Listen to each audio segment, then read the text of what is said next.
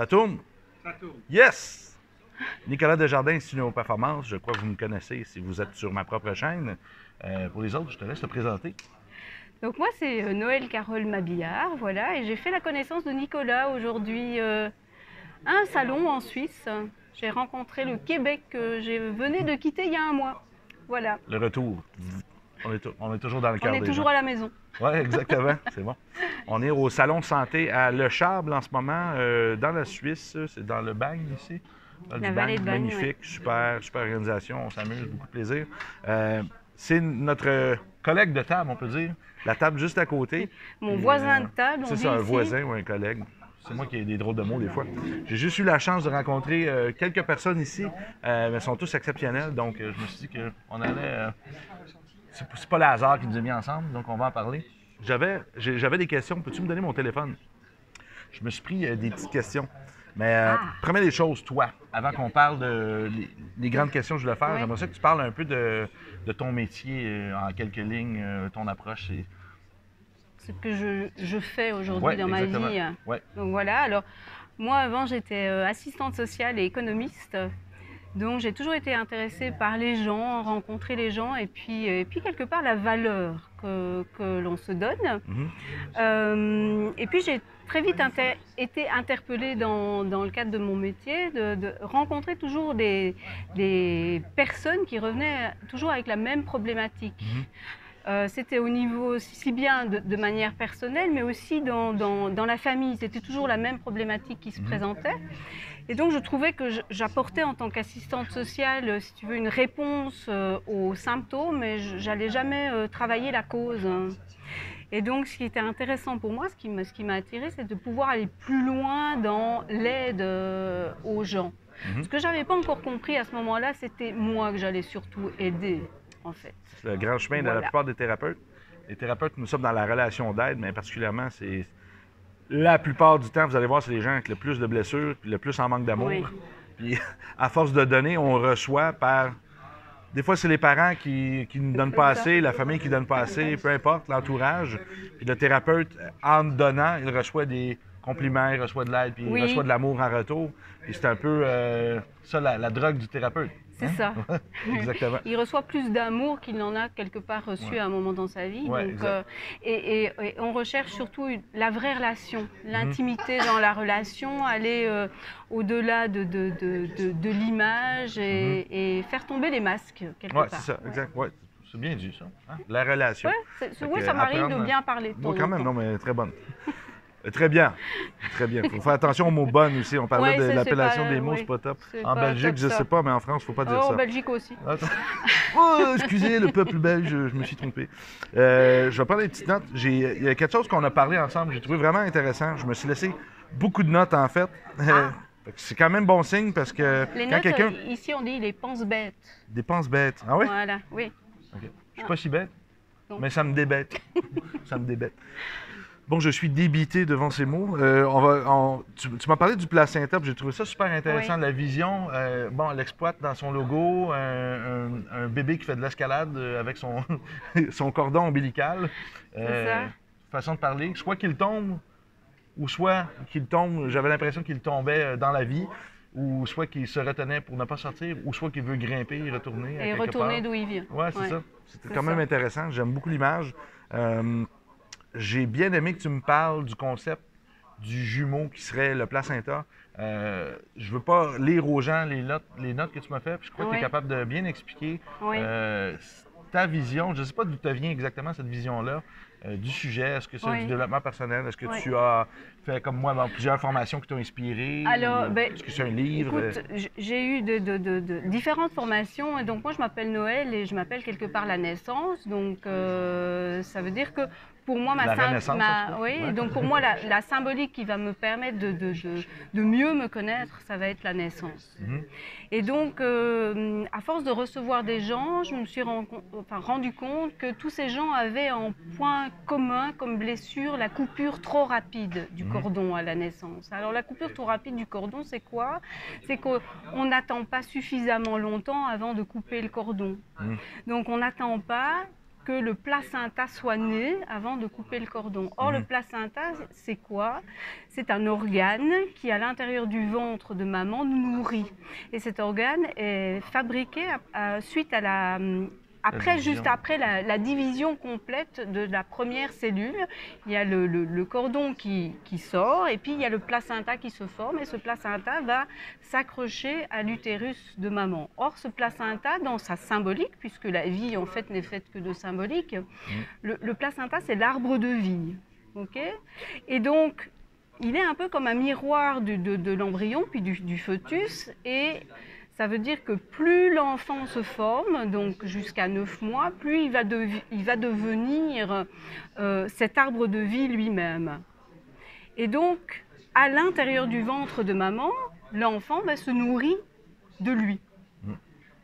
Et ce placenta est le douanier, celui qui va mettre la limite par rapport aux émotions, par rapport à ce que maman va manger. Et ce placenta va aller chercher les informations qui sont utiles à l'enfant pour naître et avoir toute l'autorité sur lui et sur sa vie. Okay, donc, ce placenta, c'est un peu comme... un rôle de choix, ouais, c'est ça. C'est un peu comme le sac à dos qui, quand on part en randonnée, on le remplit avec sa boussole, sa carte de route, sa boisson, sa nourriture, ses gants, son écharpe, son bonnet. Et puis on coupe le cordon, puis on laisse le sac à dos dans le ventre de maman. Et donc on se retrouve à nu, sans plus aucune information sur l'incarnation. Et donc on perd sa propre autorité quelque part. On fait un déménagement puis oublier son sac à dos dans l'ancienne maison. On n'a plus cette autre part de nous avec soi. Et donc, l'autre image qu'on peut utiliser après ça, c'est comme si on était lancé en plein désert sans le sac à dos. Et on te dit, vas-y, c'est tout droit. Et tu vas devoir donc dépendre de ce que les autres vont bien vouloir te donner comme information. Et tu vas croire que ce qu'on te dit, c'est la vérité. Si tu veux être accepté, si tu veux être intégré, si tu veux pouvoir vivre en milieu hostile, parce que le désert, quelque part, c'est pas un milieu très accueillant quand on se sent vraiment seul. C'est chaud, et donc, oui, c'est ça. Et donc, on va devoir, la vie, de temps en temps, on a l'impression que c'est chaud et c'est sec. Hein. Des fois, c'est froid aussi. Et donc, on va être quelque part en manque. Mais on est en manque de quoi? De soi. Ouais. De ce fil, de celui qui mettait la limite, de celui qui nous protégeait, de notre nourriture intérieure. Et le chemin de la vie, c'est quelque part d'aller se reconnecter à cette nourriture intérieure, à cette propre autorité, donc d'aller enlever toutes les croyances, tout ce qui a été reçu, qui ne nous convient pas et qui nous empêche de grandir et de devenir cet arbre de vie, hein, à la fois les racines, les antennes et le tronc parfaitement bien alignés dans sa verticalité. Okay, c'est ce qu'on dit en posturo aussi. En posturologie, c'est vraiment ça. Et donc le placenta, c'est un peu un jumeau. Donc on entend beaucoup parler de jumeaux perdus, mais quelque part, on a tous un jumeau. Et c'est notre placenta. D'ailleurs, il y a un endroit où... c'est à Bali où on attend que le placenta soit né avant de couper le cordon et on va même jusqu'à ne pas couper le cordon, on attend que le cordon tombe seul et on porte l'enfant et son placenta jusqu'au moment où le cordon se détache parce que le corps sait quel est le bon moment pour...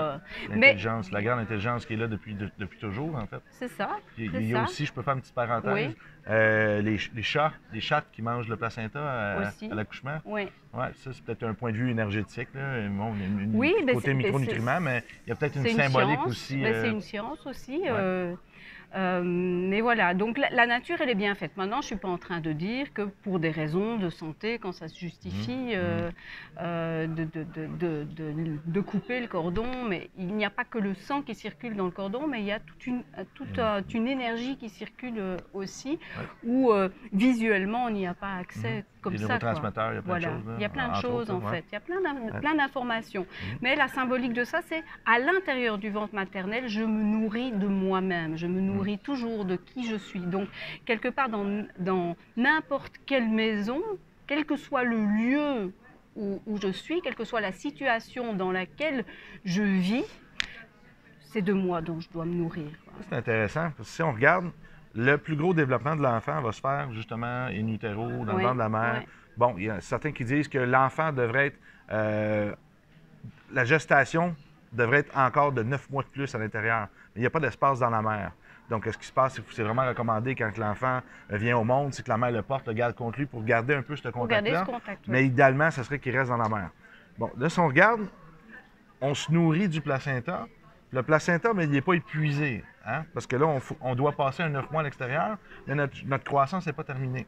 Mais si on regarde peut-être, je veux faire une parenthèse peut-être avec la médecine, médecine traditionnelle chinoise, vont dire que quand on est, on a une essence vitale. C'est notre énergie ancestrale. Cette énergie ancestrale-là, peut-être on pourrait dire que c'est le placenta qu'elle contient. Je ne sais pas, je ne l'ai pas appris en médecine chinoise. Mais si on se nourrit de cette énergie vitale-là pour remplir le bébé, l'enfant, puis là, bien après, il peut être lancé dans le monde plein, rempli. Mais là, qu'est-ce qu'on fait? C'est qu'on va le détacher avant qu'il ait complètement toute son énergie ancestrale. Oui, et puis surtout, il va confondre, puisque quand on coupe le cordon, à ce moment-là, on le met au sein. Hein? Donc, il y a une confusion entre la nourriture maternelle et la nourriture de soi. D'ailleurs, quand on ne se sent pas suffisamment nourri par la vie, donc suffisamment nourri par la vie qui circule en nous, on va aller compenser en mangeant. Ouais. On va se nourrir d'autres choses. Ouais. Mais la nourriture physique, c'est, je ne sais plus qui disait ça, mais ça apporte 10 enfin, pas plus de 10% d'énergie. Ce qui apporte de l'énergie, c'est la joie de vivre, cette envie de vivre pleinement les choses, de savourer chaque instant, et donc de savourer chaque instant du corps qui vit. Se nourrit de différentes formes d'énergie, voilà. Exactement, pas seulement la nourriture. C'est ça qui nourrit, soleil, ça n'est pas la nourriture en elle-même. Si c'était la nourriture en elle-même, alors il n'y aurait pas des personnes qui pourraient jeûner pendant des mois, voire des années, et rester toujours en vie. Quoi. Tout dépend toujours du système de croyance, mais au-delà du système de croyance de l'humanité, c'est surtout aller se reconnecter à son propre système de croyance et expérimenter ce pourquoi on est effectivement là. Comme on disait, son énergie ancestrale. Un peu...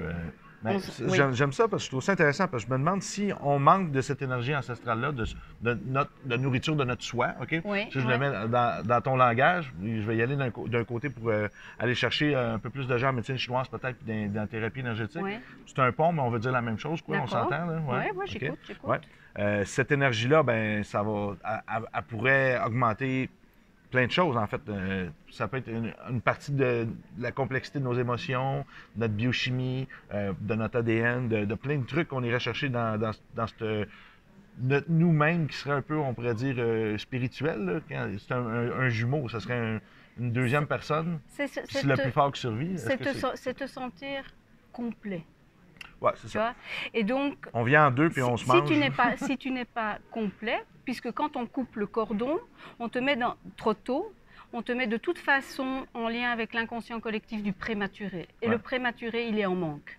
Il est en manque de temps, il est en manque de poids, il est en manque de taille. Et donc, tu vas connecter le manque plutôt que le plein.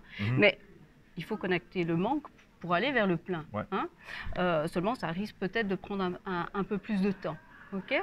Et donc, le prématuré, il va rentrer dans la peur du milieu médical, puisque le médecin a peur de le perdre. Or, pour se sentir plein et extrêmement vivant, il faut plutôt entrer dans l'amour pour la vie. Mais c'est ou bien tu es dans l'amour, ou bien tu es dans la peur.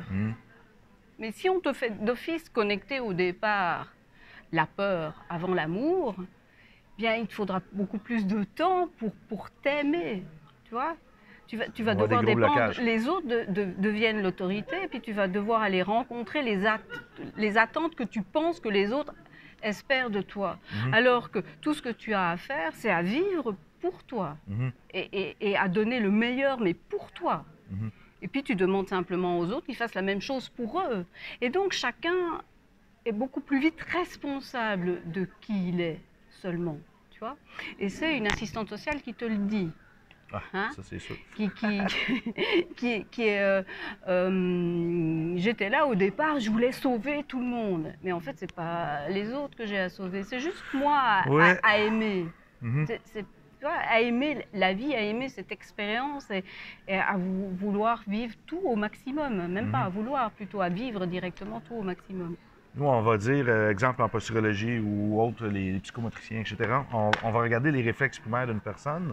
Puis à la naissance, quand il y a un stress déjà, qui est causé soit par la mère, les rythmes cardiaques, je vais perdre mon enfant, le médecin, peu Oui, importe, ben l'inconscient va tout enregistrer ça de l'enfant quand même. Il vit par les neurotransmetteurs.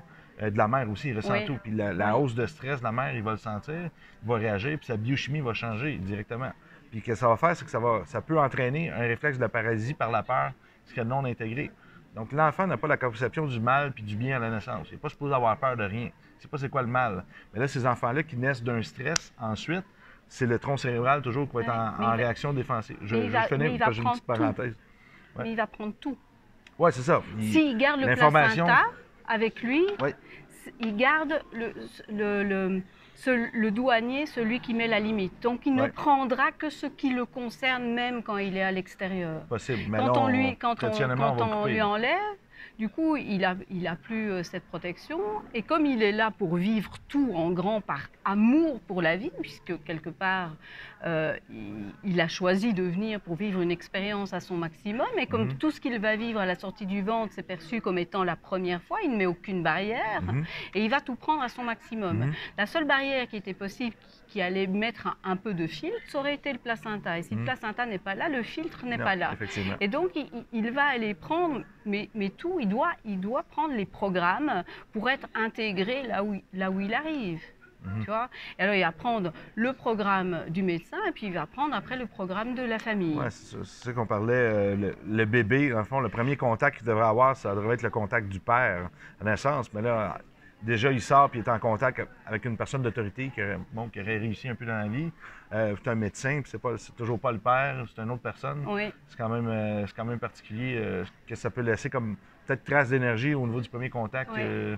du bébé. Le premier toucher, en fait, est très important. De choisir quelle est la première personne qui va aller déposer la main et donc transmettre une énergie, un programme, une histoire à l'enfant. Puisque c'est la première fois qu'on le touche, il n'y a pas de barrière, l'enfant il est là pour prendre le maximum d'informations, il va prendre les informations, le programme de cette première main qui se dépose sur lui. Donc le choix de comment on accouche, comment l'accouchement va se passer, où, dans quelles circonstances, voilà, ça peut être important, avoir une incidence sur l'enfant, mais il ne faut pas se prendre la tête avec ça. Si celui qui arrive, pour lui, c'est important ça, la mère, de toute façon, sera guidée vers la meilleure façon de faire ou d'être à ce moment-là. Rendu là, c'est pas nécessairement la faute de la mère ou le choix de la mère. Non, c'est pas la faute. D'un cadre médical, les gens font ce qu'on peut. Comme intéressant, ceux qui accouchent avec des dauphins là, dans l'eau. Ah oui, mais il n'y a personne qui sort, le bébé sort par lui-même. Oui. Peut-être que le premier contact va être un dauphin. C'est un peu rugueux. L'eau, c'est intéressant parce que l'enfant, du coup, il est dans... Donc on est dans... on est avec un changement d'état moins brutal, puisque dans le ventre de la mère, on a l'eau, puis à l'extérieur, c'est de nouveau l'eau, donc il y a moins, on perçoit moins le changement, donc on entraîne qu'il y a moins de peur. Et dans la symbolique, l'eau, ça enlève une part de la gravité. Et en effet, c'est le premier, la vie, c'est pas grave. Tu vois, donc de naître dans l'eau, ça enlève la gravité, en fait. Jeu de mots. Ouais, c'est ça. Mais tout est jeu, et tout est mot. Et tout est symbolique et tout est sens. Donc, oui, cette symbolique-là de l'eau à la naissance, c'est enlever la gravité. Intéressant. Je vais regarder mes autres points que j'avais écrits. On parlait de la force des mots, évidemment. Nos jumeaux. Je pense que tu peux en parler un petit peu plus longtemps des jumeaux en soi. C'est quand même intéressant. Puis là, c'est un peu abstrait. C'est moins mon domaine, mon expertise. Oui. Mais comment tu perçois un petit peu, tu nous as dit des fois, ça serait un être propre. Tu sais, le placenta pourrait être un jumeau. Oui. C'est peut-être cette notion-là, si on est capable de la définir. Oui. Que ça serait un deuxième individu. Peut-être qu'il y en a un qui est plus fort que l'autre, qui vient et qui choisit. Vu que c'est une division cellulaire, il doit y avoir un combat qui se passe à quelque part qui fait que... Oui. Alors, des fois, l'ensemble des l'hypothèse, personnes, là. on va dire, Ouais, hein, c'est ça. qui sont là. Donc, moi, je vais vous parler de là où j'en suis aujourd'hui. Hein, c'est toujours vrai aujourd'hui. Quand on choisit de s'incarner, on est à ce point zéro où on a un élan, un amour pour la vie, pour l'expérience de vie. Et puis, pour renforcer cet élan, c'est chouette quand il y a quelqu'un qui nous accompagne, qui vient avec nous. Okay. Et donc, il y a un peu comme une signature de contrat. J'y vais, mais pas tout seul. Alors, chouette, on prépare ensemble, hein, les 9 mois avant la conception. Oh, qu'est-ce que j'ai fait? Qui est-ce que je prends avec? Non, l'amour parfait. Ouais. Donc, là, on est encore dans l'incarnation, c'est une histoire d'amour. Ouais. Hein? Et puis, dans l'intra-utérin, celui qui s'incarne est toujours libre de rester ou de s'en aller. Hein, il y a plein de fausses couches qui se passent, qui arrivent, parce qu'à un moment donné, on décide de s'en aller. On avait cet élan, puis tout compte fait, non, on vient juste faire un petit bout d'expérience dans la matière, et puis on repart. Et donc, quand je suis là et que j'avais quelqu'un avec moi, et puis que cet autre n'est pas venu, c'est que quelque part, cet autre a décidé qu'il y avait un meilleur endroit pour lui ou pour elle. Mais même si, donc moi, je nais seule, mais tout ceci, tout le corps, se rappelle qu'il n'était pas tout seul, qu'il a été créé et qu'il n'a pas été créé seul, qu'il y avait quelqu'un d'autre à côté.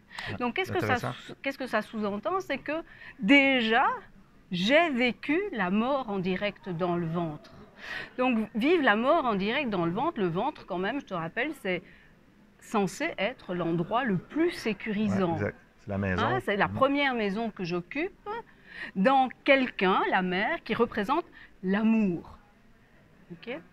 Mais celui ou celle qui représente encore plus l'amour que maman, c'est le jumeau ou la jumelle. Okay? Et cet autre n'est pas là. Et donc, en sortant, tout ceci se rappelle qu'il y a quelqu'un qui n'était pas là. Et avec les différents programmes que l'on prend à la naissance, que ce soit par la main du médecin, de la sage-femme ou des parents, dans le scénario humain, être abandonné par quelqu'un, c'est une trahison, c'est un abus. Et alors, on a tous les scénarios dramatiques qui peuvent en découler et qu'on va vivre et auxquels on risque d'être confronté. Et puis, on aime bien savoir qui est la cause du truc. Est-ce que le contrat, c'est « il m'a abandonné, j'ai été trahi, voilà, je ne vaux rien, qu'est-ce que j'ai pas fait de bien ?» J'étais trop nul pour lui. Vois, voilà. J'ai pas le droit de réussir, du coup, il me manque quelqu'un, je recherche l'amour parfait, dans une relation de couple, j'ai besoin de la fusion, voilà. Ou bien, tout compte fait, en fait, c'est peut-être moi qui ai rompu le contrat parce que j'ai trouvé ça, quand même, c'était vachement sympa d'être dans le ventre de cette maman et donc je vais quand même pas lui faire de la peine à maman, je vais pas m'en aller. Donc, je vais choisir de rester. Mais alors, à ce moment-là, c'est moi qui romps le contrat, pas l'autre. Mais du coup, j'ai toujours avoir peur d'être abandonnée, d'être trahie, de ne pas être choisie, de me séparer, mais parce que je sais que c'est moi qui ai cette capacité-là d'abandonner l'autre et donc de me choisir. Donc, c'est intéressant de si on peut le faire, on peut se le faire voir faire. On est touché par quel scénario, tu vois, dans ce cadre-là. Et puis, comment je suis arrivée à comprendre ce jumeau? Par mon fils Loïc, qui en fait avait une jumelle. Je l'ai appelé pendant 3 mois Marie. Voilà, et non, c'était un zizi à pousser, puis c'est devenu un garçon, tu vois. Et mon deuxième, je l'ai appelé Justin, juste un. Justin, juste un, ouais, c'est ça. Tu vois, donc le deuxième, il n'a pas de jumeaux. Mais oui, ouais. avant que j'apprenne à jouer. Mais c'est bien parce qu'en fait, tu le vis et puis après, tu as les infos et donc ça devient quelque chose qui est intégré. Quoi. Tu vois, et donc, il me montrait que moi-même, j'avais des jumeaux. Et voilà, je ne savais pas que j'en avais. Mais tant que tu n'as pas identifié cette blessure-là, qui est quand même un manque énorme d'amour, en fait, eh bien, tu ne vas pas nécessairement te donner le droit de réussir, de vivre ta vie pour toi, de te donner le choix, tu vois. Est-ce qu'on peut dire mettre ça simple, parce que Oui. c'est intéressant, mais ça demande quand même une certaine attention, Ouais. certaine aisance avec le sujet. Mais est-ce qu'on peut dire que notre sac à dos, notre placenta, notre Oui. jumeau énergétique, notre amour parfait, est-ce Oui. qu'on pourrait dire que c'est un peu notre amour propre, que cet amour propre-là, si on l'abandonne ou qu'il s'en va, ensuite, on est un peu perdu sans lui. Parce C'est que ça. c'est pas, on s'attend à ce que ce soit la mère qui le donne, puis les parents, mais des fois, les parents, il y a des gens qui sont adoptés, il y a des gens que la mère peut mourir, il y a Oui. on ne peut Oui. pas se dire que l'amour dépend exclusivement de la mère ou de ça. Non. Fait que c'est de Oui. l'important dans toute chose, c'est de s'aimer soi-même, c'est au moins de se respecter puis de comprendre son individualité puis son importance dans la grande équation des 8 milliards de personnes dans l'équilibre avec tout l'univers. Hein? Et si on peut dire peut-être que cette essence de vie-là, c'est aussi notre amour propre. C'est notre C'est énergie sacrée, notre amour le sacré. jumeau, en fait, ouvre la capacité énorme que l'on a d'aimer, mais de nous aimer, Ouais, et de nous aimer d'aimer l'expérience de vie, ouais. en fait. Et tout, que ce soit maman, que ce soit papa, que ce soit le frère, la sœur, etc., tout est à l'intérieur de nous, et Ouais, c'est là exact. qu'on doit aller chercher. Nous sommes notre propre source d'amour, puisque nous nous sommes créés. Donc, c'est qu'on aime, hein. Ouais, tout à fait. Ouais. Mais on l'oublie. On a beaucoup de choses en nous Ouais. déjà. On a déjà C'est tout en nous. intéressant. Bon, on est en train de. Je sais pas si on va faire du bruitage, désolé pour tout le monde. Les gens, quel type de clientèle as-tu? Quel genre que tu crois que ça mérite qu'ils viennent te contacter pour un rendez-vous ou une autre chose? Tu fais des consultations aussi Moi, en ligne, oui, crois? je fais Ça, c'est super. voilà, des consultations en vidéo, des Ouais. consultations physiques, des ateliers aussi. Et donc, c'est pour tout problème, que ce soit difficulté physique, émotionnelle, voilà, transgénérationnelle, karmique, enfin. Mais n'importe quel problème au quotidien trouve en général toujours son origine au moment de la naissance, dans l'intra-utérin. Et il y a des choses qu'on porte, des attentes qu'on porte de nos parents, des rôles qu'on continue à jouer, qui ne sont pas nécessairement nous et qui nous freinent en fait dans cet amour pour le changement. Hein, parce que la vie est un perpétuel changement. Ouais, tout à fait. Et donc, Toute chose bouge. on met en place des résistances, on veut contrôler quelque chose, se faire aimer, entrer dans un moule, mais en fait le but c'est de sortir du moule. Alors tout ce qui nous empêche de ne pas être là et d'aimer l'instant là où je suis, de faire correspondre l'espace et le temps, hein, de permettre d'être cet arbre de vie dans la verticalité, tout ce qui nous amène dans le passé et dans le futur. Mais moi, mon but à moi, mon objectif à moi, c'est de nous amener à vivre cette verticalité et donc aimer le moment présent. Se reconnecter au soi profond. C'est là, ça. ce que Mais je à être perçois. là. Ouais. Ouais. Parfait. Super. Comment on peut te rejoindre? Sur des médias sociaux? Alors, truc, médias email, sociaux, donc site? le site internet c'est www.L majuscule 3.org.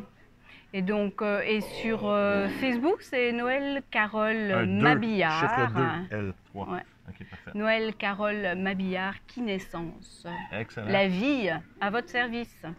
Pour ceux qui ne connaissent pas, Institut Neuroperformance, on est facilement joignable. Le site aussi, institutneuroperformance.com.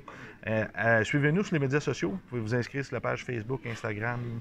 On est partout. On a plein d'autres vidéos, plein d'autres personnes merveilleuses à vous faire découvrir. Merci beaucoup. C'était super cool. Puis à une prochaine en Belgique. À une prochaine en au Suisse. Québec. Oui, c'est ça, exactement. Ouais.